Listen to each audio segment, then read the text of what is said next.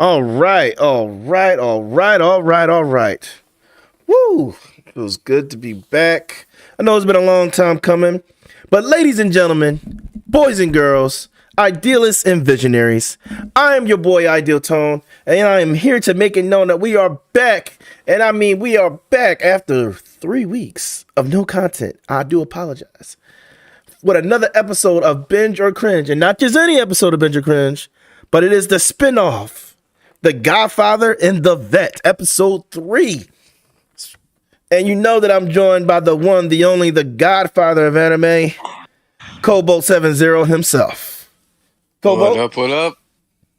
Hello. Welcome back. Yeah, it feels good to be back. Feels good to be back. I do apologize. Life has been kind of hectic for me lately. Not a bad way, just, busy. Last thing I believe that I dropped content-wise might have been me streaming Destiny 2 Witch Queen. And that was literally, 3 weeks ago? I think that was just about. I think that was literally the last thing. So might have even been longer. Yeah, probably. Who knows at this point? But we're getting back in the swing of things. I'm getting not as busy. Well, I'm still busy with work, but not as bad as I was for the past month. So, and before we get underway, I have an announcement to make. So I do plan on putting out content for this month and doing what I can to get back in the swing of things, but that's only for this month.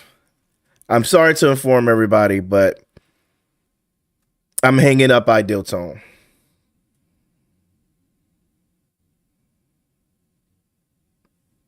I'm hanging it up, Kobalt.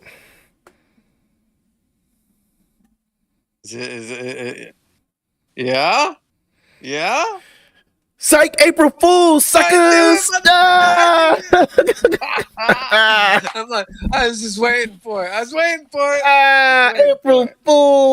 April Fools. And guess what? Everybody believed me, including myself, because I believed me myself a little bit. My acting was on point. Are fools. I didn't believe you for a minute. I was just waiting.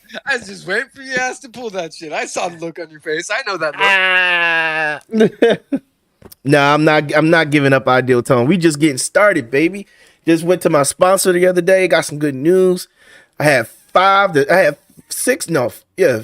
Since the last time I went, because I had a few people before that, but recently, while I haven't been there in a minute because I've been busy.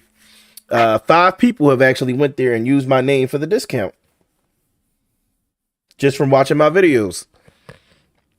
There's one lady, there's one lady in particular, as my sponsor, the manager at the store. His name is Paul. Great guy. He gives me all my African apparel and stuff like. He's my guy. He's my go-to.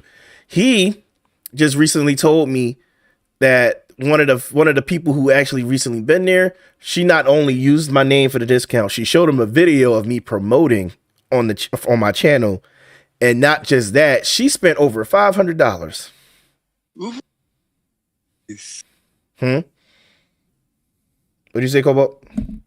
Nice. Yeah, you broke up a little bit. I couldn't hear you, but yeah, she spent over $500, buddy.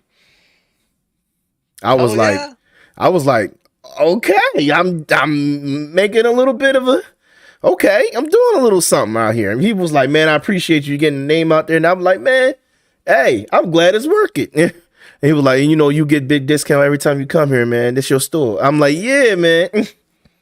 Well, I mean, you're looking fly, dog. They making nice clothes. Yeah, man. I feel good, and they're comfortable, very comfortable. Y'all ain't gonna wait till y'all see the next thing that he's trying to get me. It's a 3-piece. So it's a 3-piece outfit. Join crazy, authentic, heavy too. You showed me some of the material for it. Oh, it's gonna be heavy. I can't wait. So I'm gonna rock that bad boy. Probably rock that in a live thing or something. But yeah, so definitely not quitting, guys. That was motivation for me to definitely get back in the swing of things. Gonna try to do more content. The goal for this year is to try to get to 500 subscribers. So I'm about to start finding ways to promote more my channel, like really get the name out there.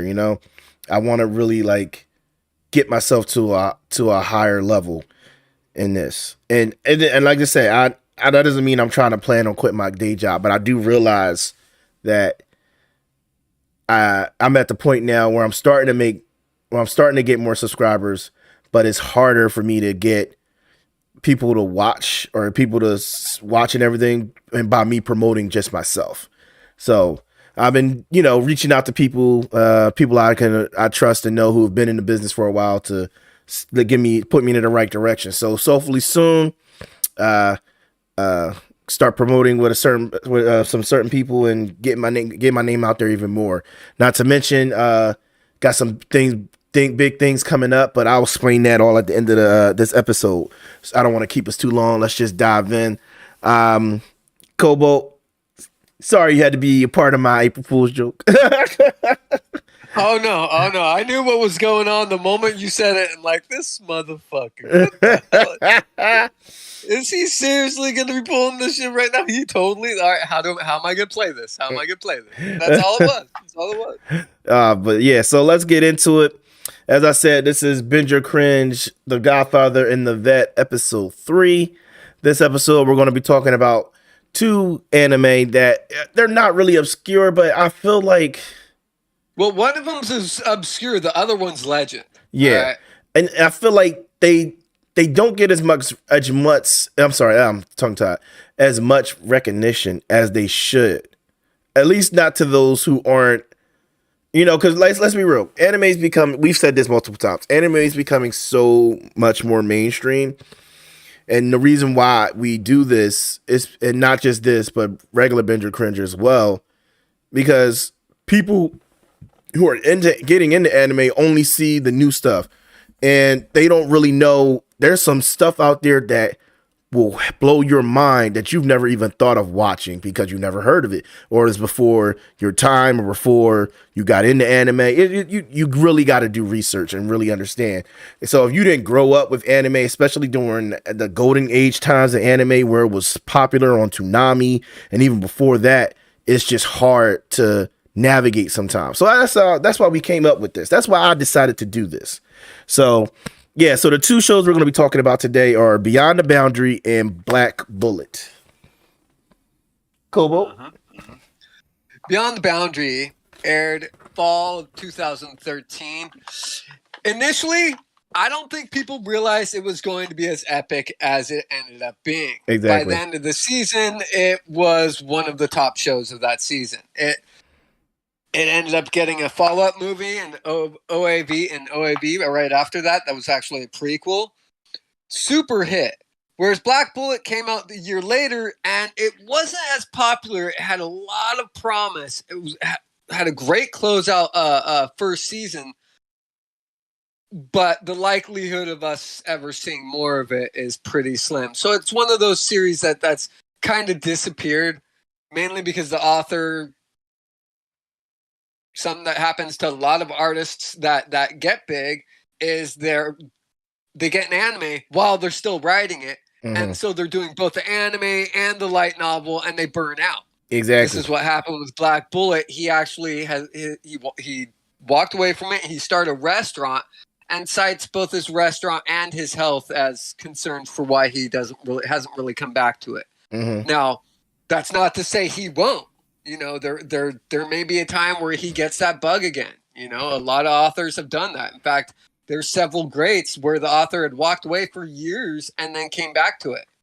Berserk would be one example. So would One Piece, actually, and Fairy Tail. Exactly. All fantastic series where the authors had to take a break. And they ride these guys hard when they're big because they want to try and get that money while they're hot. Exactly. But you never know how long they're going to stay relevant. So it's just like... It rips right through artists. Yeah. A good example would be they're regular at Magic High School. Homeboy had, while they were airing the first season, he had 2 spin-offs going, as well as another series that in the works. So he had a lot going on. He burned out. And not to mention, like, remember his his series was a light novel. It wasn't even a manga at first. Yep. It was a light novel. It was a hit. It was an absolute hit.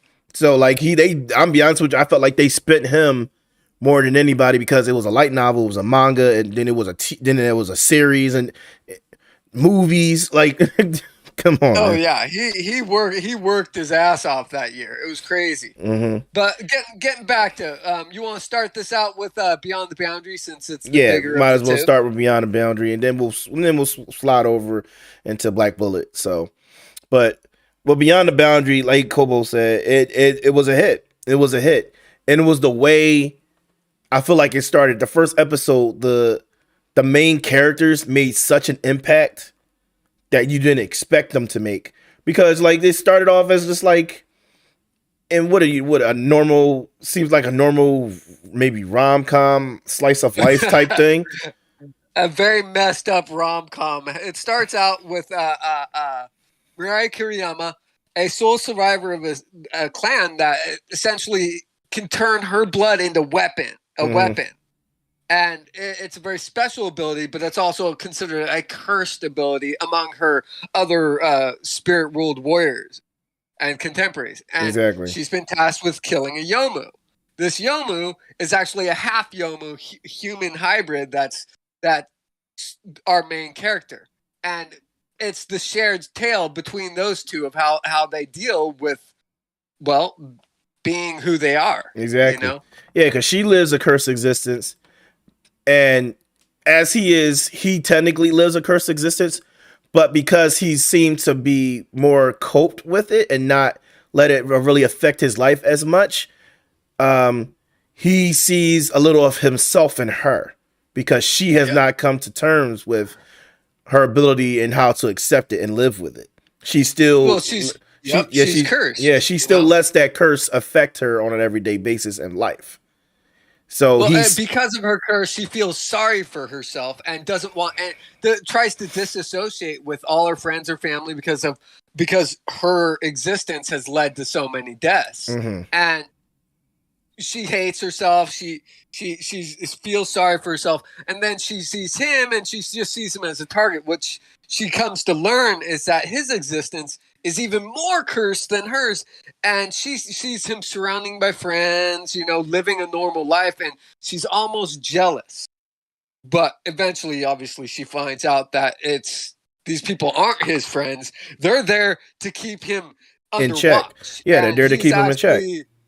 He's actually a huge threat, and he's trying desperately to live a normal life, but he's just as cursed. Whereas he sees the similarity, she has to come to learn about this similarity. Yeah, and once she learns about it, she's devastated at the fact that she's seen him in a form of contempt. If I'm saying that right. Like she realizes that the way she judged him was misplaced. Mm-hmm. Oh yeah. And that's just in the first few episodes, literally. Yeah. Because he goes to help her destroy a really powerful Yomu. Not as powerful as him, maybe, but really powerful. And when he ends up taking enough damage from that and getting hurt, and he helps her because she slays the Yomu, but he gets so hurt that he begins his transformation into his Yomu half. Uh-huh. We don't want to give away too much, but definitely one of the better character development series that you get. The way the story tracks, you get a lot of loose ends that slowly get filled out as the series progresses. And it's not like you have to wait for long periods of time till the end of the series for everything to get tied up in a rush. In this series, you get the story as it develops. You also get the threads filled out. So by the end of the series, you have a general idea of where the story has progressed, and you're able to invest in the actual characters themselves rather than searching for these links of how the story is going to connect. Exactly. And the way they wrote it was phenomenal, and it was one of those series that I look forward to every week. And They're it there. had like it had a great pacing where like it completed. I'm gonna be honest. Correct me if I'm wrong, Kobo, and feeling if you let me know if you agree and feeling this way. It had such a great pacing, but at the same time, it felt like it finished arcs in such a short time, such a short span, but kept your attention to the point that you were able to continue the series. You know what I mean? Oh yeah, it was 12 episodes long. Now at this time, 12 episodes was still a relatively new concept for a season. I mean, prior to then, these people worked themselves into the ground to produce 24 episodes a season, and it was the mid 2000s that they had actually transferred over to this 12 episode deal that essentially wouldn't burn out artists. And it is so chock full of goodness that when you think back on it, you're like, oh, that was way bigger a story than the 12 episodes would have usually given us, you know? Mm-hmm. So, but yeah, so like it goes at a pretty smooth pace where it's easy to follow, but not so easy to follow that you lose interest. It's a good share. It's a good series. It really is. And then there's so much that goes when you really look into it. There's so much that goes. There's layers of this anime. Just like any anime, there's usually layers, but like there's layers that actually breaks down, especially when you start to unravel of the fact that, like Kobalt said, these people aren't really his friends. You know what I mean? They're his caretakers or whatever. So They are his friends, but initially they were on the same task as she was. They were there to watch him, and if they could find the opportunity to kill him. We also forgot to mention that he's essentially immortal.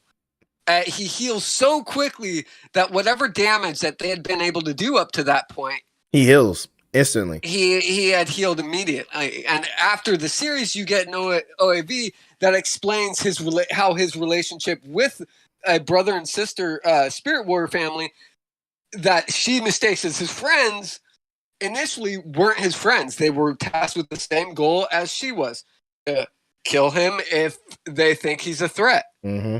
And he thinks he's a threat, immediately tries to kill him, and eventually they begin to see that he's just a human who's cursed for the most part, but trying really hard not to be that person. Exactly. And so, you know, the whole prequel is that they decide to watch him, and if he reaches that point, to destroy him. Yep. And it's so much that goes into it, and that's not even we're not even going into the part about about his parents. Truth be told, you don't really learn much about his father, and then his mother. Woo! His mother is something else. Even he gets embarrassed by her. So, but yeah, so I definitely say I recommend you guys watching Beyond the Boundary. If I had to give it a score, I'd definitely give it like 5 stars. 5 stars. Mm-hmm. I give it 4.5. 4.5. It is exceptional, but I mean, I want more. It's that simple. I mean, and there is always the possibility, because really we're only getting the first 2 light novels. Yeah. So there's more to the story than what we've got. Now, what we have with this anime is we have the first season, the movie, which the first part of the movie is sort of a recap of the first season. The second part is the continuation of the story, which is it's actually a fantastic closer to the first season. And I think the next thing to come out was the OVA. That was the prequel. The possibility of getting another season would be there, but it didn't do as well as people had hoped. And like, it was super hot, probably mid 2014 when it started to really like permeate out here. But it got bad reviews by a lot of the really snobby anime fans, you know? Yeah. And so it kind of got, I think it kind of, it didn't get the love it deserved. It was a fantastic series. and it deserved another season. We were lucky to get the movie, though. True. Truth be told, we were. So, at the end of the day, definitely a good watch. I recommend you guys watch it. Unfortunately, you won't have to try to find it online right now. With it used to be on Crunchyroll, but it definitely just recently got taken off.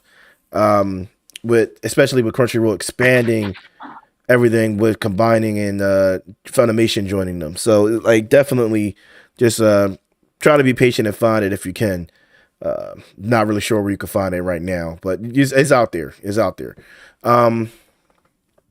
Also, moving on, I definitely have to say Black Bullet was an anime of its own. It's a completely is all right. So Black Bullet. Let's just dive right in. When it comes to Black Bullet literally is like in a futuristic post-apocalyptic, but not really apocalyptic world. If I'm saying that right, like there are areas in this series in this universe that are blocked off and safe. If I had to explain it, you know what? It's kind of like all right. The areas that are blocked off and safe literally are like the areas that are blocked off, and it's not the first time this has been done in an anime. There's other animes that have done this. Like the most recent anime that's taken the same idea is Attack on Titan with the walls that's keeping the Titans out. It's a similar idea with Black Bullet, but there's and Black Bullet has the same concept, but it came out before Attack on Titan, where they're like in these different like surrounded cities like Tokyo, Russia, and everything like that, and they're blocked off from the outside world, and only the inside world is governed by certain individuals, where there are monsters and creatures that have metamorphosed over the years outside that can damage and destroy anybody, and if you get infected by them or touched by them or damaged or anything like that, you have the potential to eventually turn into them. Not to mention, you want me to read the synopsis? I've got it right here. Am I? I'm on the right track though. Like I'm, Yeah. So okay. By the way, check this out. It aired in 2014. Here's the synopsis. In the year 2021, oh a dear parasitic God, virus known as Gastria infects humans and turns them into monsters. What is left of mankind now lives within the monolith walls. Walls that are made of Vernium, yeah. The only material that can hurt the Gastria. To counter this threat, the Gastria pose cursed children, female children whose bodies contain trace amounts of the virus, which grant them superhuman abilities, officially called initiators by the security people at the time. And then they're given partners who are humans called promoters. Mm-hmm. And they go out there to fight the Gastria. And what you get is this is a story of one particular group of promoter and initiator, and their missions to fight the growing threat. That's your basic synopsis. Really, the story revolves around two characters that are essentially anomalies in themselves. One has essentially a survivor of a. He's a survivor when it happened. Yeah. Well, he's a survivor of a government experiment to create combat humans with that type of metal. Well, not even that, Kobalt. He's not a survivor of the experiment. He's a survivor of the original attack. Mm-hmm. Yeah, he's a survivor of the attack, and then from when the monsters started to appear, and then he was saved by the experiment. Yeah, he was saved by scientists who threw him into a program that she had been heading that created him being the last of his type of experiment. Mm-hmm. After that, obviously, it was outlawed because it was inhumane, and most of the people involved in it died. Right. There are a rare few that have survived it, and as you progress through the story, you meet like one or two others. So, but you actually only meet two in the story. Yeah, you only meet two in the story, but It's a short 13 episode series. It's action packed. It really it's a good introspective view of racism. Yeah, And that children there's a are fine line of hated. discrimination. A fine line. Mm-hmm. And the way that it's approached in this series is quite idealistic, and meaning the lines between good and evil get grayed at some point, and you realize that some of the enemies that they pose and the history that they know isn't exactly what you've been told. Mm-hmm. As a story, there's a lot more that can be done with it. That I wish the author would come back and do more with it. Yeah, not to mention like one of the very first one of the first parts of it, they actually go destroy one of the top. They actually have to defend the city from one of the top 5. What are they called again? Gastria. One of the top 5 Gastria, and it is like what, number 2 on the list of the top 5, and they end up. Well, I think the first one ended up grabbing that package, which ended up being something tied to the 5 Gastria that destroyed civilization. That's what I'm saying. And one of them reappeared when that package went out into the wild, because they haven't been seen in years. So when it appeared, they had to obviously defeat it. But it was the package itself, and I'm not going to say what it was, because if you guys end up watching it, that is on Crunchyroll. It's a huge like mind boggle.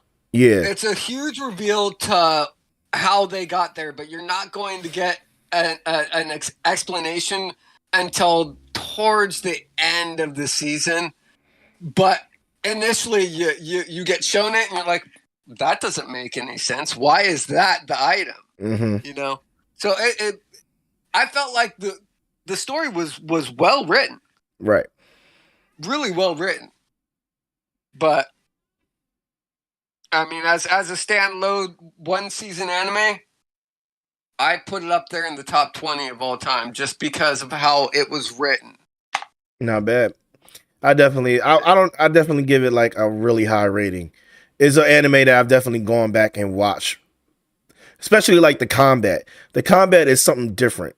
You know what I mean? Especially because they have to use Verini, or whatever it's called, that special rare metal in order, to use combat. And there's many different styles or weapons that they use for the Verinium. Like there's like, hence the name Black Bullet, because the main character, he uses guns and he uses black bullets.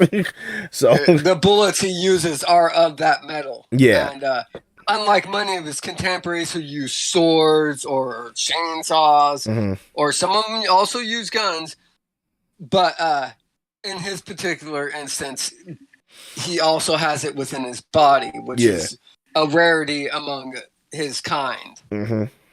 Yeah, like his arm and his leg actually is the metal itself. His and arm, his eye, his leg, and his eyeball. eye. Yeah, don't forget the eyeball. So, but definitely enjoyable. Definitely deals with prejudice and racism that mirror, the type of things you see today, with some really adult themes in this anime that added depth to the story that was relatively short. Yeah, and I wish it was continued, for the simple fact, in the final episode, like, one of the people who I came to really enjoy watching took like a dark turn to where the main character had a difference of opinion on them. Well, I mean,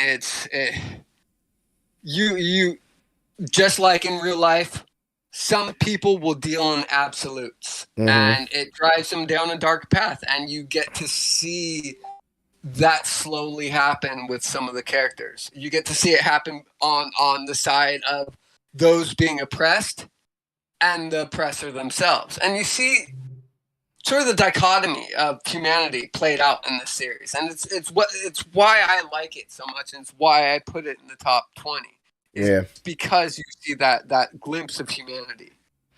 So it's an anime that really is, I feel that personally is underrated to the point that even among the people, like, no, don't get me wrong, even among our group of friends and everything, there's a lot of people who haven't dove into this at all. So we encourage some of them, but for a 13 episode anime, it went relatively fast. Mm-hmm. Like Beyond the Boundary was the same amount, but there was so much jammed into the story of Beyond the Boundary that it felt like way longer. You know, it felt like way more. There was way more going on, so the story itself seems so much bigger. With Black Bullet, you're really getting a small snippet story of a larger world. Exactly. The hope was that it would drive people to the light novel, but that doesn't always happen with animes, you know? And that's the sad truth of it. If they did do another season, they would actually have had less material because the author obviously got burned out by the rush that the anime had actually done at the time. Yeah. So it and like I said, it's one of them things I feel like I'm glad, which is why we're doing this spinoff for anime that people really, really haven't given a shot. You know what I mean? Regular Binge or Cringe definitely gears towards more of it gears towards what's popular. Yeah, it gears towards more of what's popular, or more towards what was popular as we grew into anime from when it first started for us. You know what I mean? What was popular even when we were younger. So that's what the regular Binge or Cringe is literally about. It's about the really big hits. This spinoff is literally what we dive into when we're breaking down anime that were not such well, or not as well known, or not given the shot by multiple people. You know what I mean? So it's just diamonds in the rough. Exactly. So, but yeah, so that's really it. I mean, Beyond the Boundary, Black Bullet, both highly rated by the both of us. We definitely give them a shot, give them a watch. They don't quite catch your eye or keep you entertained. It's okay. They're not for everybody, but it's just something that is worth giving a shot for the simple fact that the animation alone is beautiful. Oh yeah, these are top-notch studios in both cases. In this case, you've got for Black Bullet, it's Kinema Citrus and Orange who did it, and then for Kyoka, I believe it was Kyoto Animation. Both of these studios are known for dropping some pretty heavy hitters. Exactly, you know? They're known for dropping heat. So, Orange alone is known for several. You've got what would be the bigger one for that? The new Godzilla Singularity Points being done by them right now too. Oh, it is? Yep, super good. If you're into Godzilla, this anime Godzilla is probably the best one yet. All right, I didn't know it was done by that studio. Yep, and then Kinema is actually Kinema Citrus is the one doing Shield Hero, Made in the Abyss, which was a huge hit, Codebreaker, which is one we should absolutely cover. I said we do Codebreaker. You said, no, let's not do that yet. No, because I wanted to do this one first. You said Codebreaker with this, and I went, no, let's do Beyond the Boundary, and then you were like, oh, well, let's do Black Bullet instead of that. And I'm like, that's good because Codebreaker's a little bit bigger, and I want to do that with another series. Yes. All right. Well, let's not even talk about Codebreaker. We'll do that next episode. No. That may be or may not be the next one. We're not going to confirm anything. Yeah. Right? So we'll let you guys know. But as I said, before we get out of here, I do have a few announcements. Number one, this month, I am doing it. I am not putting it off anymore. I'm just waiting for my apparel's going out, guys. Apparel is ready to be sold. I'm going to be putting it on my, I'll be taking orders. The way I'm going to do it, you put your order in, you send You put your order in, you send the money for the shirt, and let me know the size and yada yada yada. It'll be broken down on my social media and stuff like that, Instagram, Facebook, Twitter, on how to do it. You just Cash App, blah blah blah, or if you feel comfortable doing PayPal. I haven't really decided. I think I'm gonna just maybe possibly stick with like Cash App or PayPal. You send the money, do that, put the orders in, get the shirts made. I'll send them out with your address. The way you'll do it is you'll DM me so I can have all your info and mailing address and stuff like that. Get the shirts out.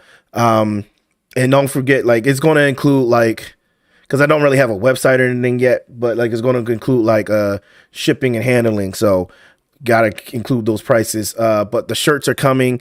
The ideal the 6 pass shirts. I forgot what I called them. That's the Sage and the 6 pass shirts. Not the Sage and the 6 tones. There we go. Sage and 6 tones. You're fucking ridiculous. That's what I called it. The Sage and the 6 tones shirts are coming. They're ready. There's going to be 2 different options for them. There's going to be the African print options, and the regular print, which is just regular shirt, no African prints, just regular shirts. And you can get those for both men and women. Whereas the for those, if you're a male and you want to do this, I'm not discriminating. I'm just saying they're made for women.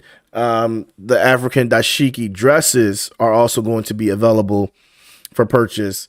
For that, I already gave one to my friend. She loves it.